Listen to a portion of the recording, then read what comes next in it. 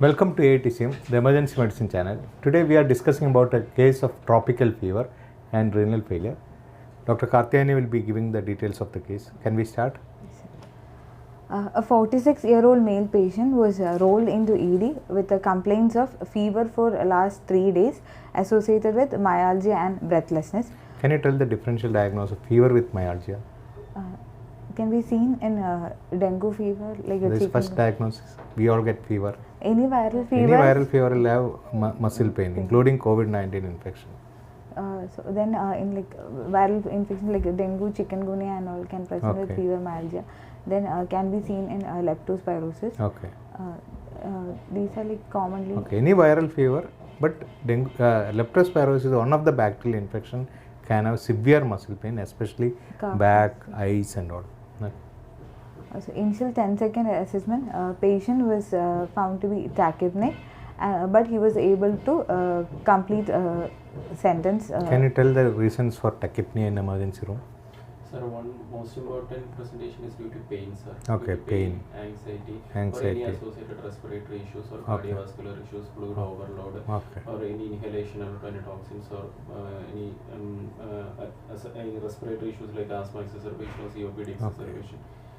Most of the conditions where respiratory tract is involved, you can get breathlessness or tachypnea. Any other metabolic condition which you can have? Usually patient in severe metabolic acidosis, there can be a compensated one of the most important thing we should never miss is acidosis. Okay. Without any respiratory respiratory finding, you can get tachypnea is acidosis. Okay. Or anxiety. Coming to primary survey, patient's airway was patent. There was no signs of any airway obstruction like gurgling or any hoarseness of voice, etc. Coming to breathing part, patient had increased work of breathing with a respiratory rate of 24 per minute, and patient saturation was 94% in room air, and patient had use of accessory muscles. So at this point, patient was kept in a propped up position, and supplemental oxygen was started with a nasal cannula. What is the advantage of propped up position in breathlessness? Propped up means you make the patient sit.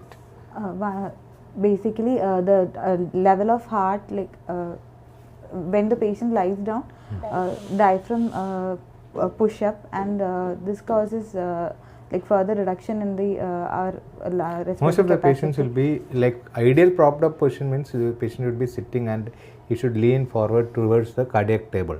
That is the ideal position of propped up means. Okay, not 45-degree angle. 45-degree angle is kept for so many other reasons. When somebody is having breathlessness, he has to sit straight and should lean forward and put his hand on the cardiac table. That is a propped up position. What is the advantage of that position for a patient who is having breathlessness? So the major surface area of the lung is actually the posterior aspect. If the posterior surface is free by leaning forward, the availability of the lung for movement. So maximum movement will be possible when you are sitting up. Your chest will expand like this. If you are lying down, only upper part will be moving. That contributes a smaller part of the lung expansion. That's why whenever somebody is having breathlessness, you try to make the patient sit up and lean forward and put him on the cardiac table. That is an ideal position. That what you are telling, propped up position is good, but that is for so many other reasons, and it may not give a full expansion of chest like what we explained. Okay. And coming to circulation part, the patient had a BP of 110 by 60 millimeters of mercury with a MAP of about 80, and coming to, there was no obvious bleeding manifestations present, and patient's peripheral pulses were well felt. And coming to disability part, patient's GCS was E4, V5, M6, pupils were 2.5 mm, bilaterally reacting to light equally, and the GRBS was about 96 milligram per deciliter. Coming to exposure, patient had no obvious signs of bleeding manifestations in the skin, and hypothermia was prevented, and patient's temperature at that point was normal temperature only. There was no fever. And coming to adjuncts to primary survey, at this point the patient had a heart rate of about 110 per minute, and patient was tachypneic. What is the temperature for this patient?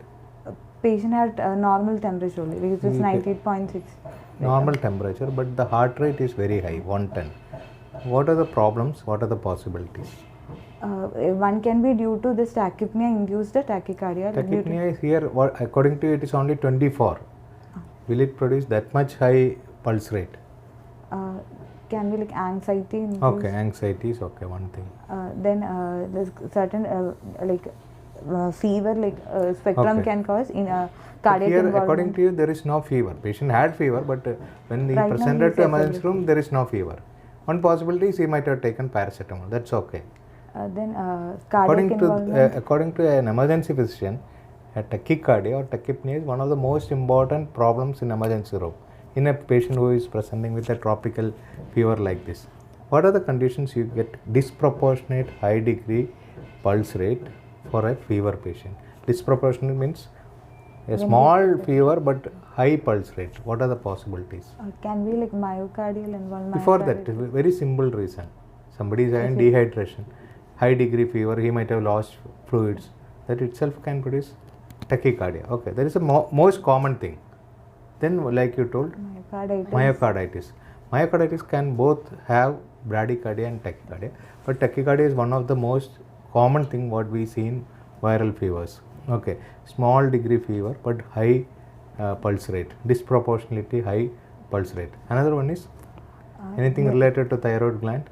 hyperthyroid. Thyroiditis, more than hyperthyroidism, it's a viral thyroiditis. They also can have tachycardia. Okay.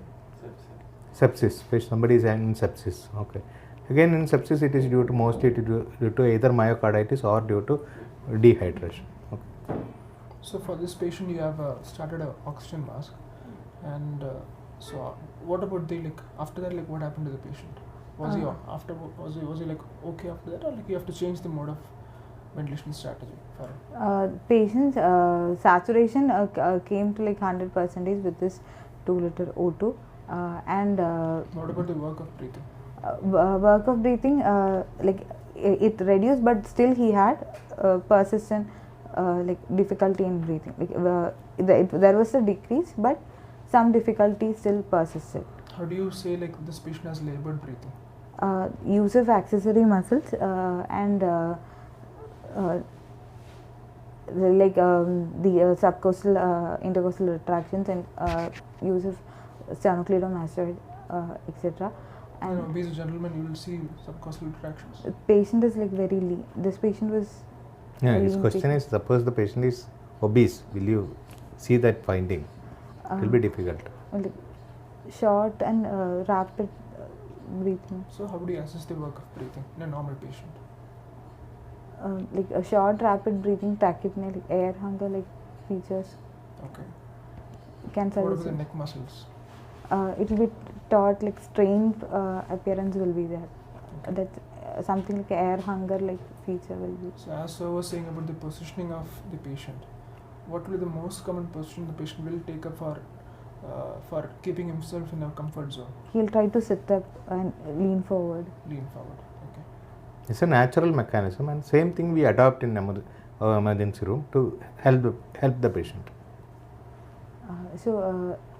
At this point, his ECG showed sinus tachycardia, and ABG showed. One more thing, so you said he persistently had this difficulty in breathing pattern, isn't it? So does that mean that you have to start on next level of ventilation strategy like BiPAP or any other thing? Actually, it was coming down, so we had waited for some time to check if he was settling, because the respiratory rate was 24 and it was coming down. So we haven't started a BiPAP at that part. What all the adjuncts will you do at this point of time to assess the work of breathing and breathing abnormalities in the ER? We have to get a ABG run, and we'll coming to other clinical examination, we have to auscultate him, and then we have to go for a chest X-ray and all. Okay. So in primary survey, we'll have to go for a arterial blood gas analysis. Okay. And this patient, he had a PaO2 by FiO2 ratio of about 340, Okay. What do you mean by that? Like with this 2 liter O2, his saturation came up, and he's not fitting to a criteria for ARDS at that point. Okay. And But nearing to that. nearing to that. And this patient, auscultation had bilateral crepitations, and this patient, the ABG also like showed a metabolic acidosis with like a lactate of 3.8 and bicarb of 15.1. Okay. What So- is the relevance of ultrasound chest here? Here we have done an ultrasound chest, and it had showed a bilateral pleural effusion more on the right side, and he also like on screening we could see significantly like B lines were present, and we did a screening echo also like along with that, which showed inferior renal cava was 1.8 centimeter dilated with less than 50% respiratory variation, and he had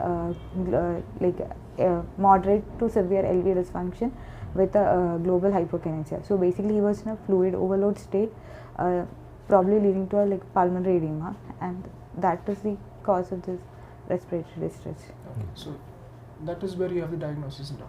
So that is how you decide what intervention has to be done for this patient. Okay. So what is done from that level? As already said, like on clinical examination, he had bilateral basal crepitations were there. Here and you have a problem with high degree fever. Somebody is having fever for a few days. Now came with breathlessness. Echo shows global hypokinesia. Ultrasound shows yes, pleural effusion. pleural effusion. SVC is full. Okay, these are the finding. IVC is full. IVC is full. Okay, these are the findings. So somebody is having a cardiac failure induced by an acute fever episode, possibly a carditis. Okay. How do you manage this patient in emergency room?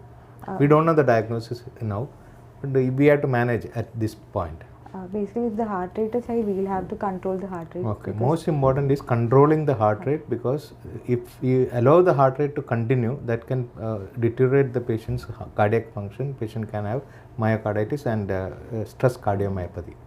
How do you control the heart rate? There was we had given him beta blockers. Okay. Metoprolol was given. Ideal choice is always beta blockers, but if suppose the patient is having cardiac failure, beta blockers, we will have difficulty in initiating the beta blocker. Very low dose only we can start. How can you control the heart rate of a patient who is having a problem like this, more than sinus tachycardia? How do you control? Any other drug can be used? Can we use any other drug?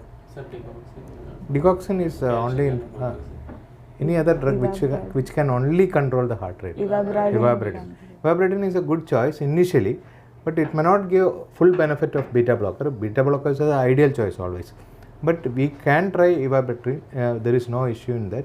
But here we have used beta blocker. Which beta blocker we have? Metoprolol was given. Metoprolol. Okay. What is the advantage of metoprolol over other beta blockers? Suppose I want to start carvedilol or nebivolol. Is there any disadvantage in that? High. Short acting and also it is cardiac. Okay. Metoprolol is a short-acting drug. That is, for an emergency doctor, we are giving a drug, but we want to finish the action of drug in like 6 hours. That short-acting is enough, because we can give next dose after 6 hours. Suppose the patient is having renal failure, we give any other long-acting drug, the effect will be very long-acting. So metoprolol acts for 6 hours. Even if the patient develops renal failure, may act another 12 hours, not 24 hours, 48 hours. That's why we prefer metoprolol in any condition. Okay. Then coming to the history part, ample history. The patient is a 46-year-old construction worker who had a history of working in paddy field with exposure to flood water due to the recent rain and all happening. And he had developed like low-grade fever not associated with chills or rigor for the last 3 days, and it was associated with myalgia. He had generalized body pain more over the leg, and he also complains of headache. Patient also had like 4 episodes of loose stools. It was not blood or bile stain, and then the patient developed breathlessness for the last 1 day, and he was taken to a peripheral hospital, from where he was found to have a low platelet count at the range of 20,000, and he was hence referred here to our center for further management. He has no history of any similar illness in the past, and he has no medical or surgical comorbidities, and he is not on any chronic medication. He is a occasional alcoholic, mostly consumes turi, and he is not a smoker. Okay. So coming to the secondary survey, as already told, like in general examination, he had like congenital congestion was present. There was no signs of any bleeding manifestations like purpura, ecchymosis over the body, and Can I ask a basic question? What is Hess test? a Hess test, we have to inflate the cup of manometer, and if there is a capillary with thrombocytopenia, basically dengue and all, if It's a basic test to be done in a clinic, not in a hospital. So you inflate the pressure in the cuff, you can see petechial rashes and the cubital area. That is very important. But here we have a patient who is having already documented thrombocytopenia. Okay. Do you want to have a peripheral smear in a patient who is having thrombocytopenia documented in a routine lab investigation? Yes, Okay. Why you want? basically peripheral smear gives a manual counting of the Okay. platelet count, which Okay. is more better than a Okay. automated. Okay. Why? What is the problem in automated platelet counting? So the platelet clumping it Okay. will detect as only Okay. one. Okay. platelet. Suppose there is a clump. It contains of 5 or 6. The machine will detect it as 1. So you get a falsely low report, but in peripheral blood smear you get an exact number. So whenever you have a thrombocytopenia, always ask for a peripheral blood smear. Okay. So this patient also, we had sent a peripheral smear which showed a normocytic normochromic anemia with a manual platelet count of 10,000. Okay. So it's very low. Okay. So you have a patient, fever, thrombocytopenia, myalgia and loose acidosis. stools and acidosis. Okay. Any other lab investigations for abnormal like creatinine and all? Yes, coming to lab investigation sent, the patient had a total count of 8,000 and hemoglobin of 13, platelet count of like 11,000 in the lab platelet count, and peripheral smear 10,000. Then we had sent RFT. The urea was 74.6 and creatinine was 3.06. Okay. And so he had a So CR here we have a question. Is it a pre-renal failure because of the cardiac failure, or it's an intrinsic renal problem? This What patient's is the answer? urea creat ratio, it was somewhere around 20. It is 1:20. So here we have 70 urea and creatinine of 3. So almost equal to the proportion. Okay, so it's an intrinsic renal problem than a cardiac failure induced pre-renal failure. It's an intrinsic renal problem. And bun creat ratio. But was it will not always correct. But for an emergency doctor, for an easy pickup, it is good. Okay. Then he also had a CRP of 311 Okay. and a procalcitonin of 31.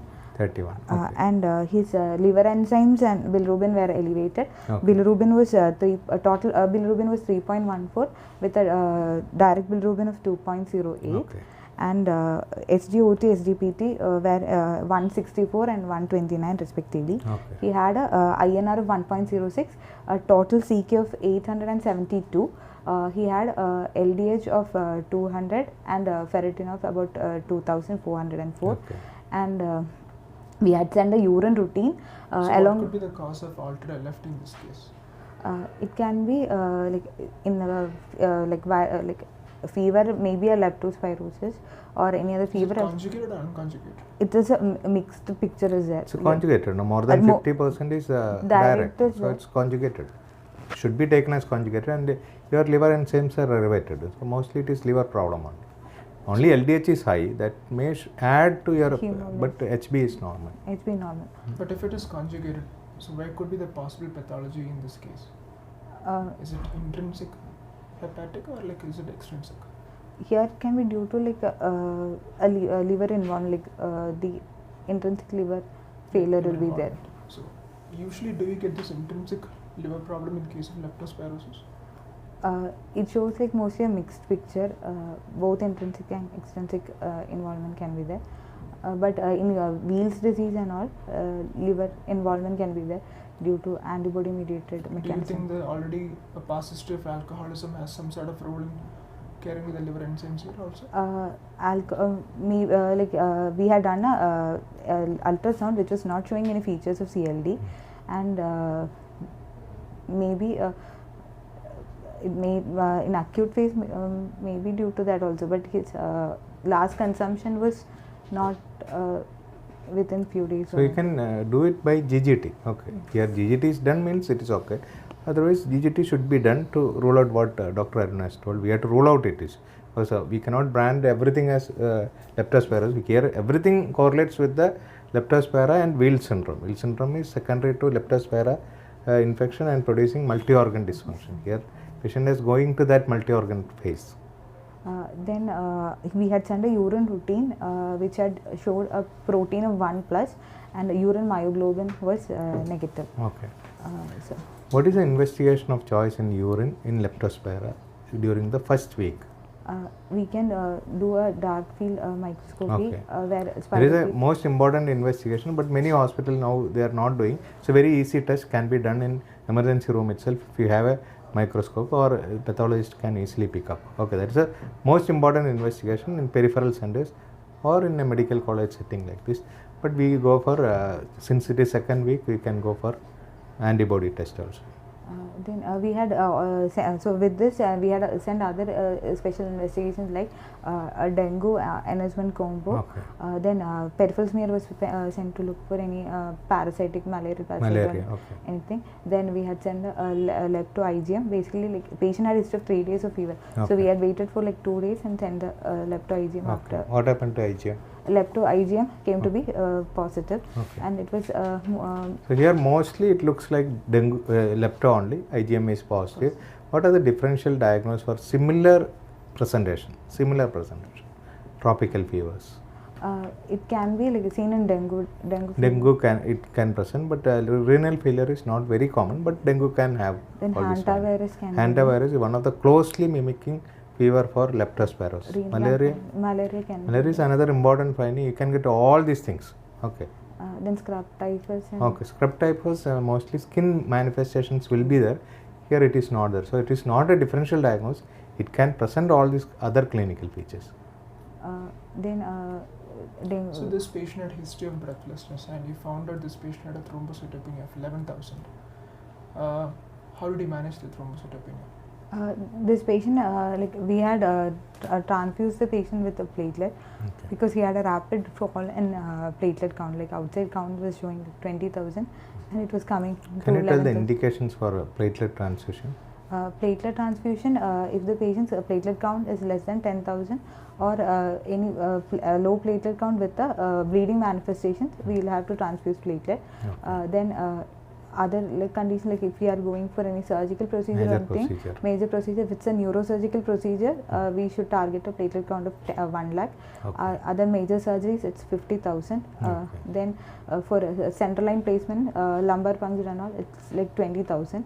Okay. And investigative procedures like bronchoscopy or diagnostic gastroendoscopy and all, it's 20,000.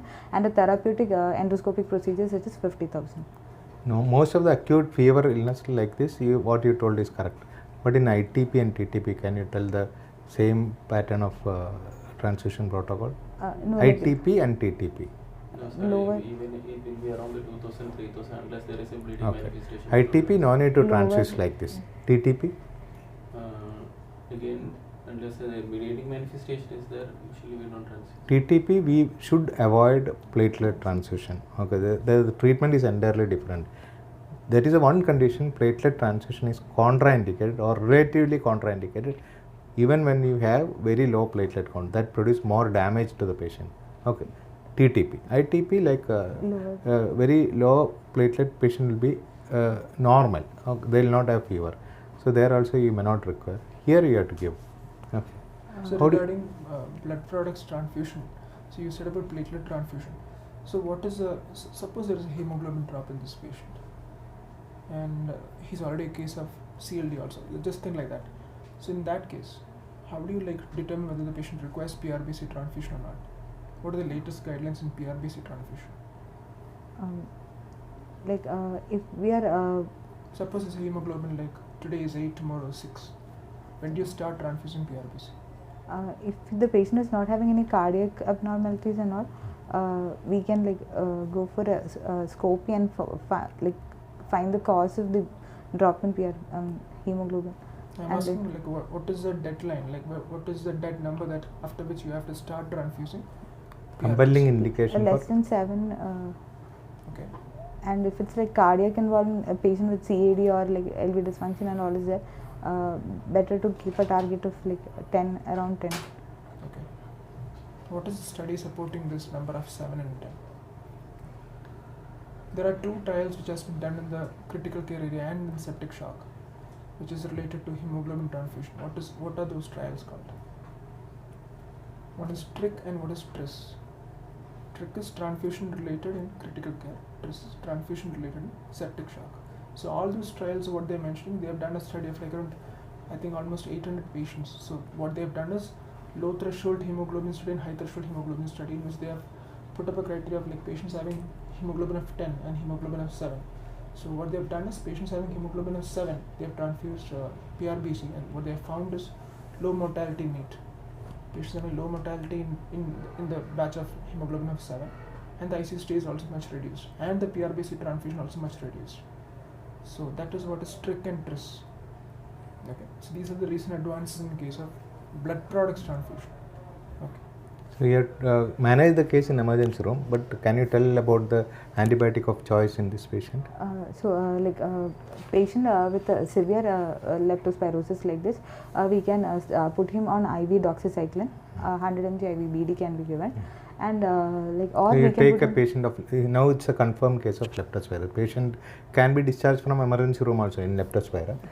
What is the OPD management for leptospirosis? What is the IP management for leptospirosis? What is the ICU management for leptospirosis in terms of antibiotics?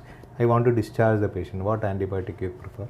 oral form of doxycycline can be given, Any antibiotic or can be given. azithromycin. Okay, doxycycline, azithromycin, Amoxicillin. augmentin, amoxicillin.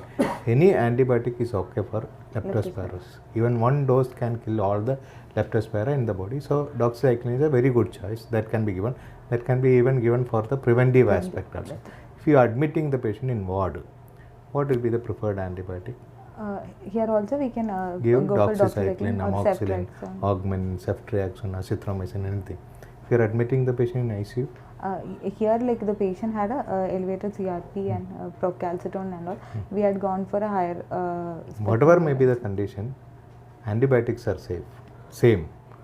From first to last, there is no need of hiking the antibiotic for leptospirosis. If you are hiking the antibiotic for something else, like in a ICU acquired infection or hospital acquired infection, ventilated associated pneumonia. Otherwise, no antibiotic is superior than crystalline penicillin in leptospirosis. If you are having some other disease, some other problem, you can hike. Otherwise, there is no justification for giving higher doses or higher antibiotic in leptospirosis. Suppose you want to give meropenem, that should be for a different indication. But from emergency room, it has to be crystalline penicillin or penicillin alternatives, like any other drug what you told. That is enough. So we have effectively managed this case. Patient has improved. Patient required any dialysis? No, patient didn't go for the dialysis. We had control, like put him on a negative balance, and his with Lasix infusion, his fluid overload stage improved, and What are the expected complications do you see in this patient in terms of different other organs? patient can go into like a pre-renal failure. Then acute liver failure can be there, like any multi-organ dysfunction, any organ can get involved. Acute liver failure can be there, kidney injury will be there, then there can be myocarditis, then if there is ARDS can be there, alveolar hemorrhage can be there. That is very important. Alveolar hemorrhage is most important complication of leptospirosis. In that case, like in alveolar hemorrhage, what is the mortality rate in these patients?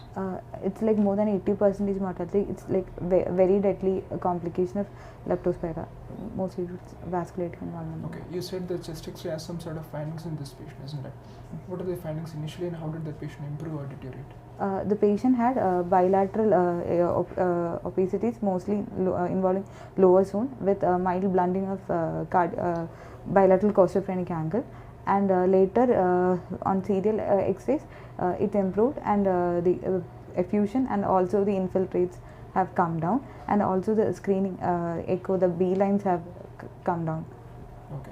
Suppose this patient had you have already diagnosed case of leptospirosis. This patient continued to have altered sensorium, and you suspect an added superadded infection. What could be the possible differential which you consider for? Leptospirosis basically itself can cause aseptic meningitis, so that can be the cause of altered So sensorium. how do you diagnose aseptic meningitis in this case? C- Because the patient is having altered sensorium. CSF study shows pleocytosis and meninges and the protein levels will be slightly elevated. Okay. So speaking about ventilation strategies in this patient, if at all the patient is developing ARDS, so probably pulmonary hemorrhage, what are the modalities of ventilation? The first 24 hours and last 24, the next 24 hours, the second 24 hours. Do you go for any sort of specific mode of ventilation like prone ventilation or anything else, or what is the ARDS mode of ventilation called as? We will be treating them as per the ARDS net protocol. And early prone ventilation in case of severe ARDS is advised, sir, unless the patient is having any contraindication like or any inotropic support. Otherwise, it can be early prone ventilation is always advised, and we are supposed to maintain a negative balance if the patient goes into ARDS. And other than that, we will be preferring high P below FiO2 more strategy. Low P with high FiO2 is also available, but better is always high P with low FiO2 strategy. Okay. So speaking about, you said something about conservative management in terms of intake and output management.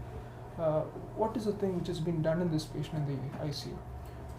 For our patient, since the patient is having already fluid overload state, he was started on a Lasix infusion, and furosemide infusion. Furosemide Lasix infusion was started, and to maintain output of around 100 ml was there, and at the end of the 24 hours we were able to maintain a negative balance of around 1 liter, and with that the patient on consecutive 2-3 days his X-ray was progressively improving, and we finally by the third day we were able to stop the infusion and make into fixed doses, and associated hypokalemia was also treated intravenously as well as orally. Potassium was supplemented, and his X-ray was progressively improving, and his with antibiotic therapy his RFT and LFT was also improving, sir, and platelet was also increasing. Okay. Thank you.